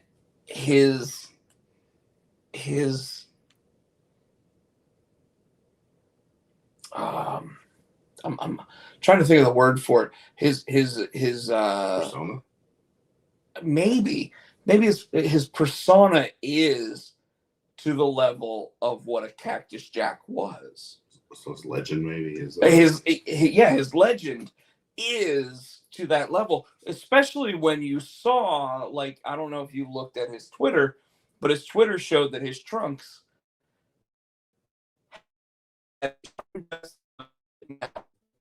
in every single one of the takeovers, in every single outfit that he had actually worn. Mm-hmm. And while I was watching it, I was sitting there going, God, Johnny's wearing a lot of colors. Like Johnny could turn on his team tonight. I got you. And then it didn't happen, thank God, because I really didn't want to see that. But he you know, his name was written out in each of the different takeovers that he participated in. And at the end, like, when he posted the picture, he basically said, so he basically said, I'm not re-signing. Yeah. Although, does it mean that? Because if he were to go to SmackDown, it's still the end of an era. But here's the thing. We all know what happens to NXT people when they go to the main roster. A. B. Sami Zayn. B. Kevin Owens. He's Finn not Balor. He's not the size that Vince is looking for. Seth Rollins. So he's going to be Roman Reigns. Now, when I try to do that shit, when I try to do that bullshit, you always shoot me down. Fuck you, Rob. I just think you're the fucking guru and every God blessed thing. I mean, they're all NXT guys. Yeah. Yeah, Sami Zayn, what championships he won? Intercontinental. No. Twice. Has he won a main one? NXT. No, on the main roster, bitch. Shinsuke has not won a world title. Sami Zayn has not won a world title. Kevin Owens. Kevin Owens has. He's okay. That's one. Seth Rollins. That's because he was Triple H's boy. But keep going. Oh, you want me to keep going? Yeah. Roman Reigns. They only did that because they were Drew McIntyre. He's also the size.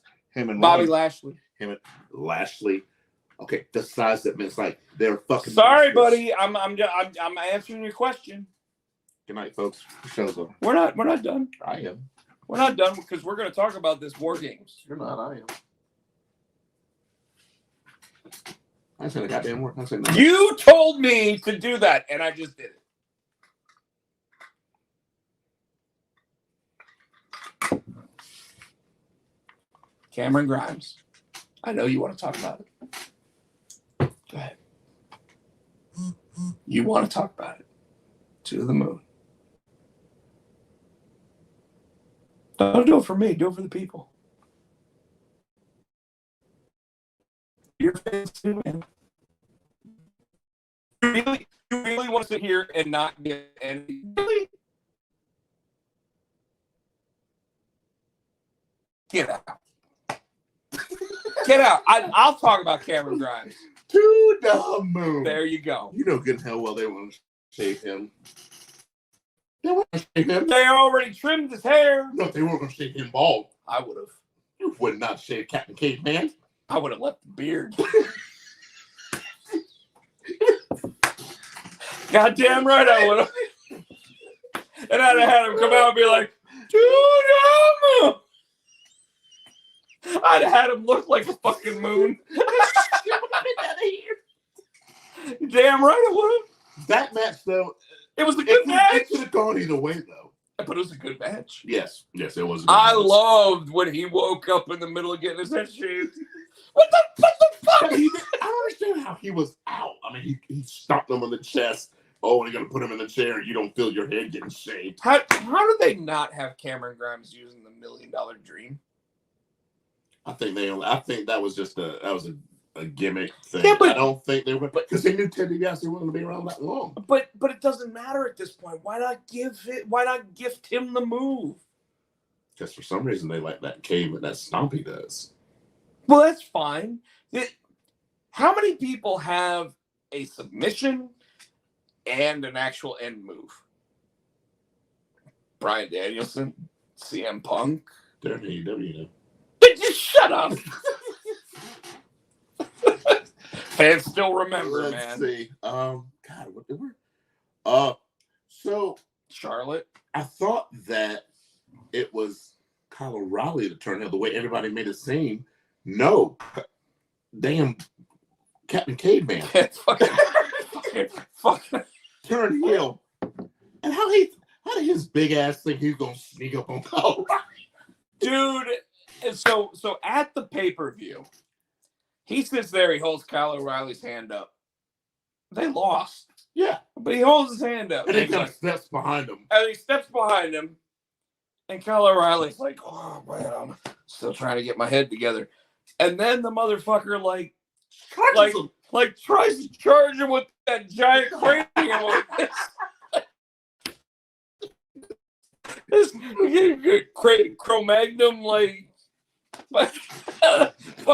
fucking cranium, and just and And then SWAT team calls his ass. and Kyle O'Reilly ducks under his fucking head because I mean well,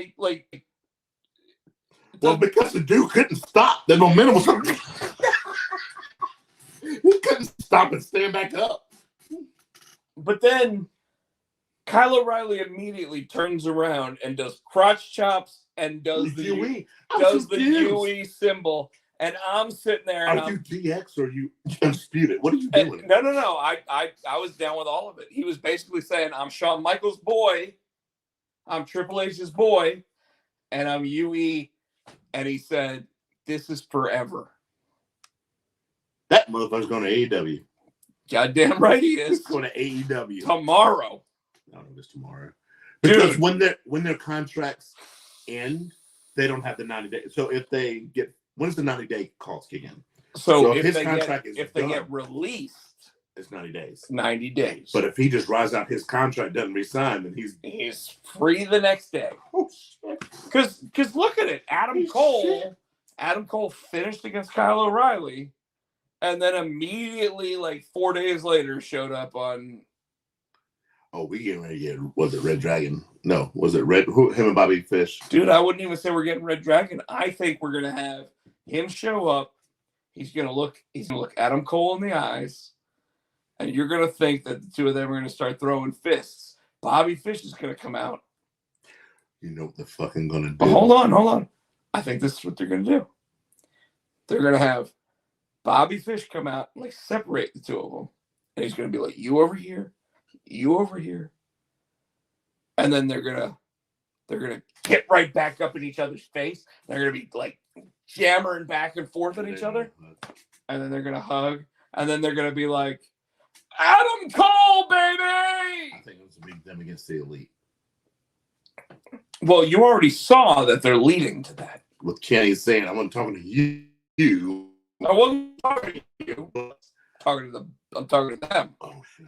And he was like, I'm cool with that. I'm cool with that. Whatever. Yeah, dude. And I do think, unfortunately, that Roddy's going to stick around. And if NXT. Owens leaves, because remember, but then you got Owens and the Young Bucks. And I think that's going to lead to another story. Because Mount Rushmore is Adam Cole, the Bucks, and Kevin Steen. So I have a feeling that you're gonna have the Bucks all of a sudden be like, what the hell? Da, da, da, da, da. Kevin Steen shows up, joins the Owen Cup as a special, we discussed like last member of that. All of a sudden, you get the Undisputed Era guys for a little while. And then when Steen shows up, Adam Cole gets enticed back to the other side. But you only got enough to do it, because if they're talking about doing the Owen Cup, because his contract's January? That's the rumor. But think about it. He shows up. Doesn't mean he joins right then and there. Might mean that he comes in. And then all of a sudden, like, yeah, that's kind of like his music right now. No. But he shows up. He joins the Owen Cup. Tony Khan sits there, shakes his hand on TV.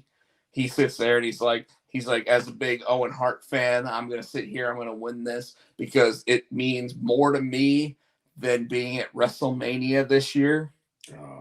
You think he'll go that far? Come on. Oh, shit. All right. Come on, bro. Like he says that just elevates that cup, right? Yes. Like him saying those words, and you heard me say it, elevates that cup, right? He wins the cup. And maybe he wins it because in the finals, when you think he's babyface, the Young Bucks come out, super kick party. He wins. He sits there. He holds the cup up. Owen Hart's wife comes out, slaps him in the face. Because, I mean, if he does it by heel means, it's the perfect time for him to slap him in the face, do all that stuff. Maybe not. Maybe he does it the right way. Then the Young Bucks and he joins, afterwards, whatever. But at this point, you'd have 3 on 3, no Kenny, right? So you have Adam Cole and Red Dragon versus the Young Bucks and Steen. And then just when they do something like what's the War Games match that they do? Blood and Guts. Yeah. You do Blood and Guts, and you have Adam Cole turn on Red Dragon. Okay. You might even include another player on both sides somewhere. I don't know. You got to bring Omega back somehow too. So well, and it could be that's how you bring Omega back. But bringing Omega back means that Adam Cole turning on Red Dragon doesn't mean as much. Yeah. So I would say you don't bring Kenny Omega back right there. You have 3 on 3, maybe a 4th member, like a new guy on both sides. Oh, he's doing the damn Alundra Blaze, throwing the damn championship in the trash shit. Owen shoots on everyone and takes the Owen Cup back to Vince. No, fuck that. Owens realizes that even though Triple H gave him the Universal Championship, that they have shit on him ever since. He should have been in the main event at WrestleMania the year that he won the Universal Championship. He got pushed to 2nd on the card that year. He kept claiming that he wanted to have his Owens Mania moment. He finally got it when he beat Seth Rollins in front of nobody. Yeah. So I'm telling you, when it comes to Kevin Owens is a game changer. I think he's done with WWE too. So everybody talks about the people that can actually move the ratings. Am I right? Yes. When it comes to the ratings movement, Kevin Owens moves the ratings. He moves the needle. Because here's the thing. Him and Zayn. You take both of them at the same time? Oh my God. Imagine both of them joining up with the Young Bucks, and then Kenny has to go with Adam Cole. Baby.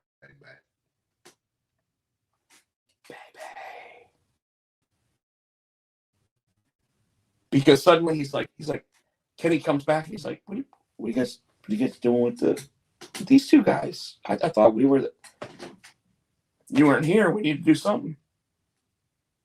All right. Kenny Omega, Adam Cole, and Red Dragon? Dude, tell me that is not the biggest and craziest wrestling foursome of all time. Yeah, I can't wrap my head around Yeah, it's like, fuck! I can't wrap my head around that. Jason Ingram, kill me. All the talent on, oh my God. And that's against the Young Bucks, Sami Zayn, and Kevin Steen. Like that is a 4-on-4 blood and guts match that absolutely must fucking happen. Pardon my language, folks. Yeah. But I'm like, I am ready to buy merchandise for both sides. All right, let's. Am I wrong? No, we gotta end on that. I think there's nothing else I need to say. No, we do need the men's cage match, the War Games match. We didn't talk about that. We didn't talk about Edge versus the Miz. Well, it's not Edge versus the Miz. They came out and they did their little tit for tat. Right, they haven't had a match yet. Yeah, but he challenged him. So Ed, I think that's what you probably want to. You forgot about on Raw that you want to talk about. I did, but I think that I did actually. So the Miz laid down the challenge to Edge. Said he wasn't scared. One. Oh, that was. Oh my God, that made me laugh so hard. Said he wasn't scared. And Edge just pumped me. I don't even think Edge did that. He did. They went back and re-showed it. Oh, okay. Because when they were zoomed in, you just saw the Miz fall back. You just saw the Miz fall down. I think Vince was probably cussing because you missed that. Because you missed the money. So when they came back and showed the replay, Edge went like, and they showed Edge like that, and that's why Miz fell back. You're not scared? Oh God. Fuck, dude. I'm gonna tell you, I hope, while nothing against Maurice and Beth, I hope this doesn't turn into a interdendum tag. I'm okay if it does, if they at least have a singles match. Yes. Before Okay. All right. Like I'm already thinking WrestleMania is gonna be Edge and Beth versus. Okay. Then okay, I can live with that. But I think day one is straight up Edge and Miz. And like, I don't know why. Like, at this point, I gotta think that Edge, and sorry, I know you want to get done. I gotta think that Edge has control over what he does. Like, he got to pick the Randy Orton match. He got to pick the Seth match. He got to pick the Roman match, right? Why would he pick the Miz? I think Edge at this point is trying to elevate. And I think that Edge also knows that he isn't going to be around long. His bump card is full. So I think he's pushing, while the Miz, as always said, he's never been hurt. He's always worked on time. The Miz still has a few more years in his tank, and hopefully the Miz will pay it forward to these young guys. So I agree to a degree. And then I think about it and I go, Edge has always been, what's his moniker? Radar Superstar. The ultimate opportunist. What is everybody in every other wrestling program talking about right now? You are the Miz. An under-characteristic Miz. But I think they started that program before that. They might have. And yet, Edge hadn't come back yet. And when Edge came back, he probably sat there and said, let's fucking elevate the Miz. And when I think but when I agree, but the WWE has shit planned out a year in advance. No, they don't. They have everything from this WrestleMania. When they have this WrestleMania, they already. Dude, they don't even know who's going to be Roman Reigns. I think that they already had the Edge and Miz in mind. I don't think they did. I think literally they were like, Edge, we want you to come back. Who do you want to work with? And Edge probably sat there and said, well, they were just talking about the Miz on TV last week. How about we do that? Miz is coming back anyway. Let's put it all together. Because why else? Like, let's be real, Tino. Why the fuck would Edge, who is one of the best workers of all time, a Hall of Famer, and by the way, I still feel that he should have put his Hall of Fame up for grabs against Roman Reigns when he went against him, and lost the Hall of Fame moniker, so he could back for it. Again, I'm saying though that, like, why would you have the Hall of Famer Edge go against the Miz? Edge should be. But who else they got to put? Hold on. We keep talking about how, like, you got your Goldbergs, yes, you got your Rock, you got your Cenas, right? Mm-hmm. They only go up against specific types of talent.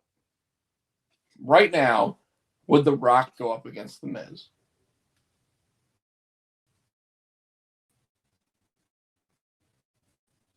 I don't know. I don't. Because we think that's important that our audience sees, hears, and discusses this. If Stone Cold Steve Austin came back for a, we come back for the Miz. AJ, I said that. He'd probably come back for Roman. He'd probably come back for Seth. He'd probably come back for Edge, even though he probably wrestled Edge back in the day. You don't think AJ? And AJ definitely is up there, right? And I don't want to take it like AJ is a first ballot Hall of Famer. Like that guy. You're talking about heel wrestlers who are. AJ was a heel wrestler, and remember we were having that conversation about when we were talking about Danielson being a heel wrestler and being hot, and you said you couldn't think of another heel wrestler that is that good. AJ Styles, and he's in the modern times too. Interestingly enough, as much as I want to agree with you, mm-hmm, AJ Styles has never been as hot as Bryan Danielson, babyface or heel. And when I say that, I mean like at the peak of his heat, Bryan Danielson right now is a dirty motherfucker that you just want to slap the shit. Like grandma wants to slap the shit out of him. You know, like old school, like grandma goes, we're going to go down to the wrestling this weekend because I got to slap this guy in the face. Hollywood, the memes there with Hollywood Hogan and that grandma's like,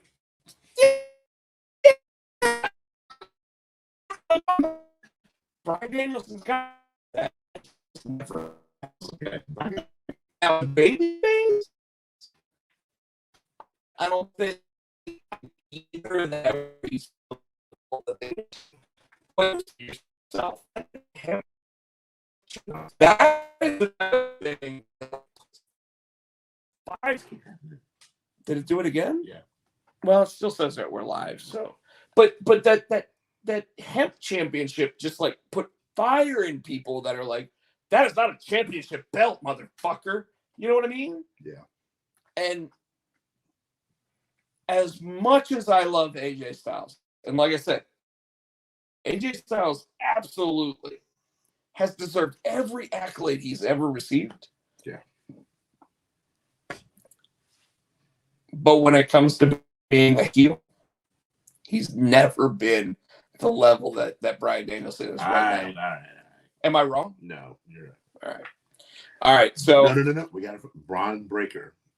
Yes, we got to talk about that finals match. And I'm going to tell you right now, I thought that match was over when they hit him with the DIY finisher. Yes.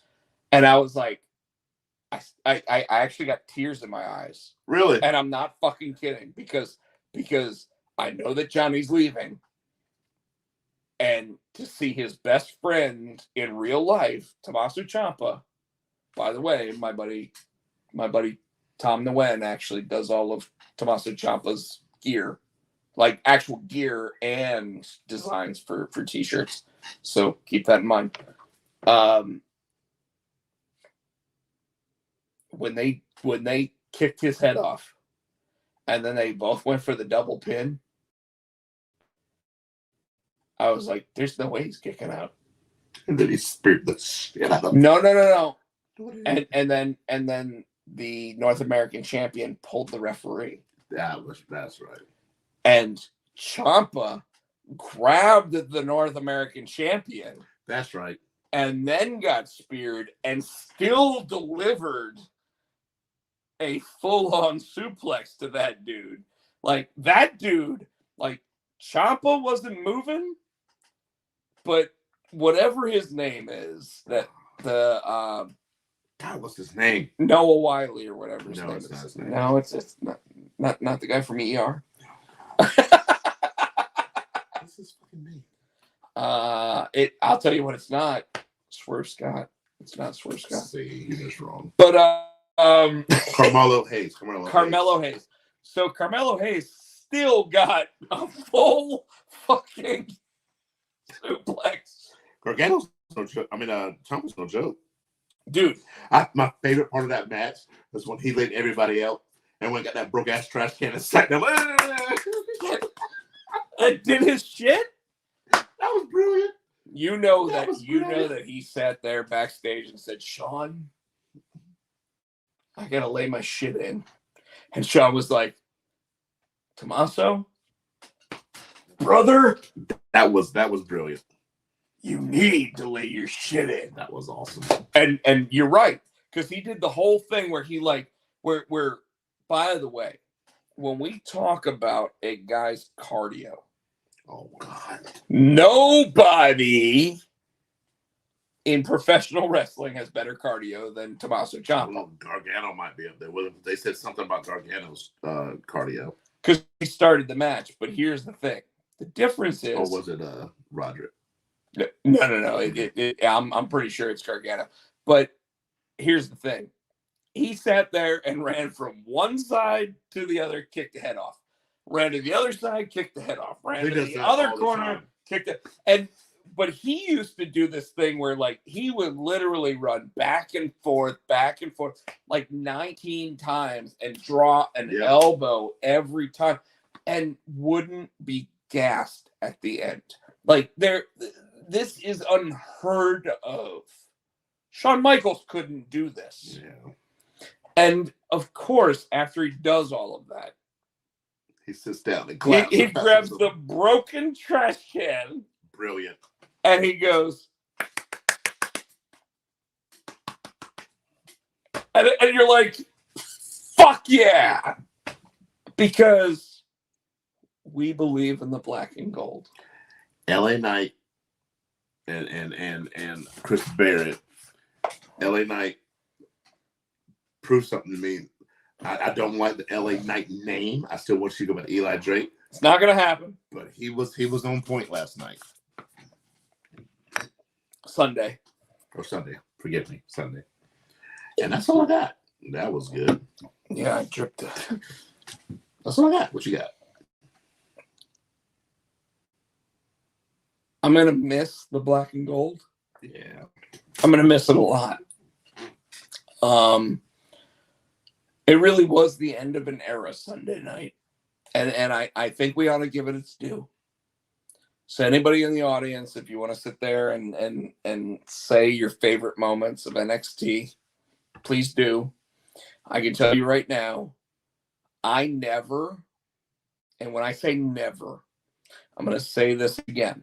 I never, when I watched Ring of Honor, thought that Tommaso Ciampa was ever going to be world champion material.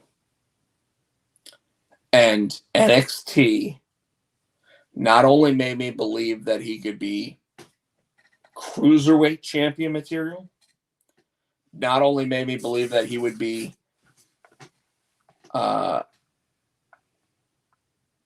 tag team championship material, but then I don't know, Chris Barrett. I really wish. But then above all, it really made me believe that Tommaso Ciampa was a world champion. And Tino, I said this multiple times. I said this guy could go anywhere in the entire world and be the world champion anywhere he goes. And the thing that he's got, just like Johnny Gargano, that some of these other guys don't. And I'll go ahead and I'll say, Adam Cole had it. Bryan Danielson's kind of got it, but it's not the same. Is that they can't take their name with them. Adam Cole was able to. Yeah. Johnny Gargano can. Yeah, that's his name.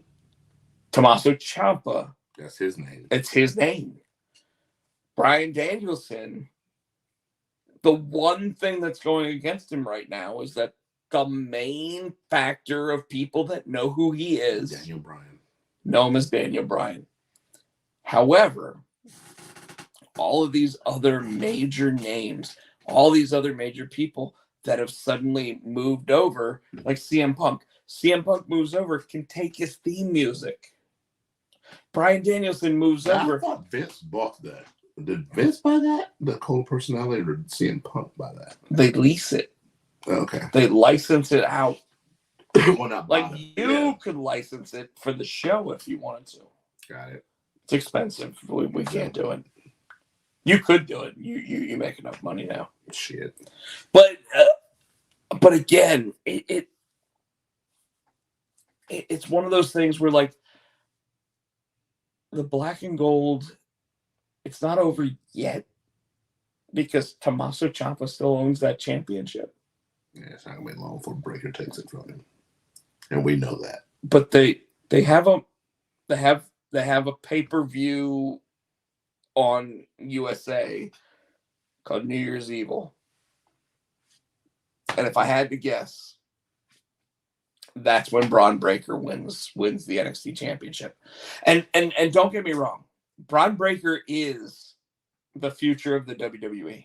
Yeah, he is the future of the WWE. I can't stress this enough. They are making sure that you know this. At the same time, I'm surprised because he's a Steiner. I'm surprised they're going. You know what I'm saying? Because I'm maybe not so much Rick, but Scott has, I'm sure, put a bad taste in their mouth. I'm surprised that they're backing him. Well, Braun Breaker shows up the week that Triple H disappears, knowing that Triple H doesn't like Scott Steiner. I don't know what's going on there, but either way, yeah. Truth be told, he is the future of the WWE. And then after him, you've got Gable Steveson. Yes. And then WWE, and this will be the last thing I really talk about. WWE this week announced something. They bought those Skull King trademarked that for Triple H. I read that somewhere. No, that's not what I was talking about. Okay. WWE announced this thing called the Next in Line movement. So, let me explain. College sports now have something called the NIL movement, right? Name, image, likeness. WWE just announced Next in Line. NIL. Okay. Gable Steveson is still in college. He didn't finish the college. Olympic gold medalist.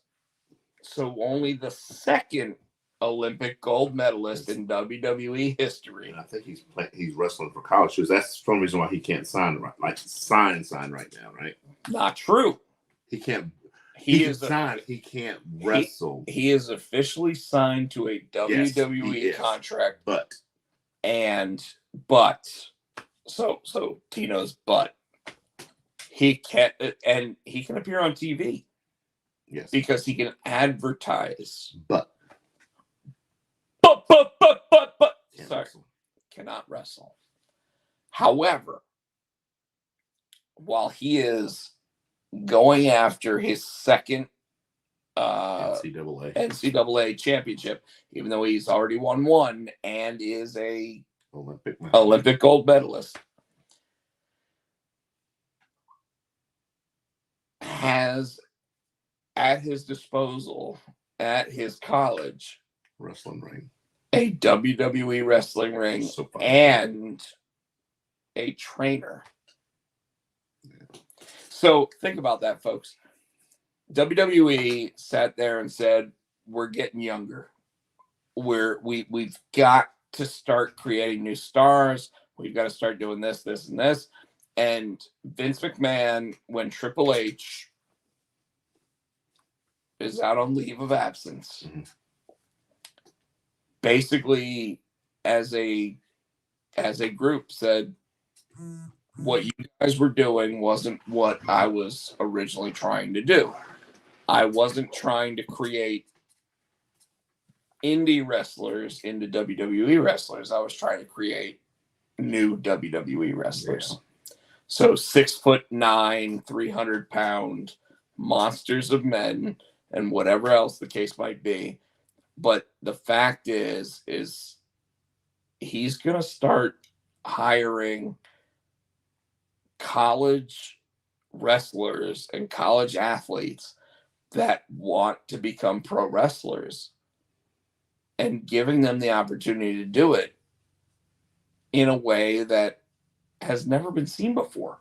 Because you have the Performance Center now.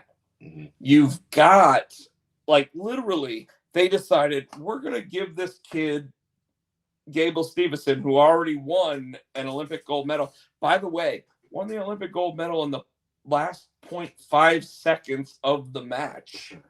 Yeah, he's good. Not like Kurt Angle, where he just with a broken freaking neck. Did it with a broken freaking neck. But did it, and then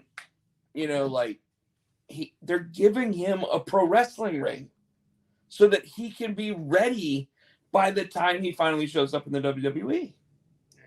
This isn't tough enough. This isn't the Diva Search. We're finding people that can actually be pro wrestlers who want to be pro wrestlers. And before they ever step foot in a WWE ring, giving them a WWE-sized ring to learn how to be a WWE superstar. Yeah, we can't beat it. I mean, that they're not going to win the challenge of taking guys that always wanted to be pro wrestlers that never had anything else, right? Mm. Your CM Punks, your Bryan Danielsons. They're not going to win those guys anymore. What they're going to win is they're going to win athletes who grew up on WWE television. And they're going to win those guys because they're going to offer more money, because they're not WWE ready when they actually hire them. They're going to get them WWE ready by the time they put them on TV. Yes. I mean, and then Tony Khan will sit there and try to steal them. Tony Khan's going to come up with another plan. He won't need to. He's got 10 years of great talent right now. He needs to stop. Like you said, he needs to slow down. There's already talks that, and this is the last thing I'll say because I know that I keep saying this, but Tony Khan's already said he's not necessarily going to re-sign everybody that he's got under contract right now. Why would he? He's got too many people. Yeah. I mean, he runs 4 shows a week, 2 shows on national television. Yeah. The other 2 shows not on national On YouTube. television. There's too many people. At some point, you got to slow it down. Yeah. So you sign the great you sign the great contracts, and you keep the people that you want, and then you just don't re-sign the others. It's good business. So I'm done. I really am. So you don't think that? Oh yeah. Well, Oh, you want to talk about something else? no. Yes, you do. Go ahead, I ask. was just say the Ring of Honor people, but no, they're just gonna be out there. Jay Lethal got a job. The Briscoes will probably show up. Other than that, I would assume Impact, MLW, and GCW. All right. Well, There you go. I finished that. What? Somebody said something. No. Nothing worth looking at. What does it say? No. I told you not to do it. I did it. Good. Get rid of it. Told you not to do it. Folks, it's been a wonderful night. Tino's going to sit. I told you not. Do me a favor. Give a thumbs up to the episode. I thought it was a great episode. I thought we talked about a lot of good shit. It was fun. I think that people are going to start feeling the same way we do about Hangman. Yeah, I just can't. They're not pushing him to be a world champion. I was excited about it. Now I'm kind of second guessing. You know what it reminds me of? It reminds me of when CM Punk was actually given the championship belt and he never was in the main event. Good point. For another day. So go ahead. Once again, thank you folks for checking us out. As always, you can check him out on the Twitter. He is at Potcheck. My brain's gone. At Potcheck. At Potcheck. Yes. I am Hootie Fan 91 on Really? On Instagram, I'm SC Tino. It's Rob Potcheck. On the TikTok, he is Rob Potsy Potcheck. You can check us out every week right here on this YouTube channel. Please click like and subscribe. I did just post a really cool TikTok. Actually, 2 of them. One of them is of the original Neo from The Matrix. Solid. Same drawing, then turned into the Matrix Resurrections Neo. Solid, yeah. So if you haven't seen it, Rob Potsy Potcheck right there. Tino. Before we get out of here, I do want to say, because even though she wasn't on the night, today is friend of the show's Katie's birthday. So send her love. Woo, woo, woo. So happy birthday, Katie. Happy birthday. I did send her a text message. I did not put her Facebook. I don't have her yet. And I'm gonna sit there and send her a text message right after the show and let her know that we actually did shoot it out there to the world. If you have not given a thumbs up and a subscribe to the channel, please do. It really means a lot to us. Thank you to Adam's House Cat for our theme song, which is the wrestling song. You can get that on iTunes for 99 cents. 99. And as always, folks, we want to say we hear the man and we want to beat the man to be the man. And he's saying, we actually don't want to talk about Ric Flair right now because he's not really all that popular. But that's not closing. Why do you always take it away? But you know that like he's in a bad spot right now. So but hey, that leads us into the damn song. Okay, so you bastard. Oh God, what happened? Why are we crying? Because I actually remembered something. Uh-oh. To the comic book fans out there, a lot of people know the name George Perez. He drew a comic back in the 80s called Crisis on Infinite Earths.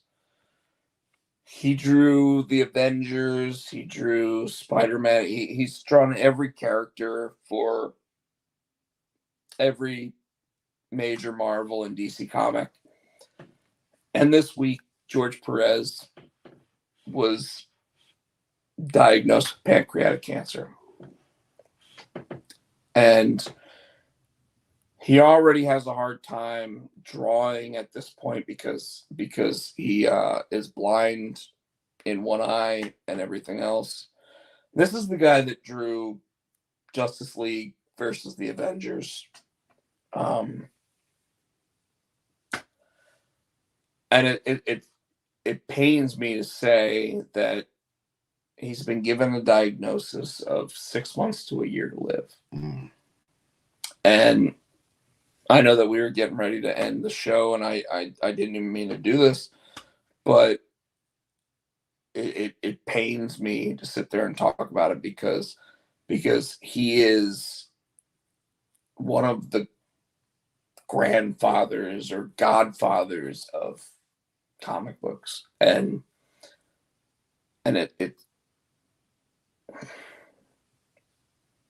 it's tough knowing that he can't deliver the level of quality work that we've seen from him. I mean, this is the guy that actually drew like over 500 characters on one cover at one point. But then on top of that, to know that at this point, every day that he lives is going to be tough is something else. So I apologize for that, folks. I just remembered it, and it hurts, and it makes me like I can't fathom how people who actually have met the man, because I've met him once, feel about it. Bernie out at Dragon's Lair was known as being part of the George Perez posse back in the day, the people that would actually like keep people away from him and stuff. So it's a really difficult moment for people that actually are huge comic book fans right now, including myself as someone who is in as on the outside of the industry as I am being part of the industry. But yeah, so whew. And yeah, I totally told Tino not to talk about Ric Flair right here. So I don't really have a way to get out of this episode now. so you're gonna have to figure out a way, man. What's another guy that Oh yeah, thinking. perfect. Good night. Good night, everybody. I'm so sorry, but thank you.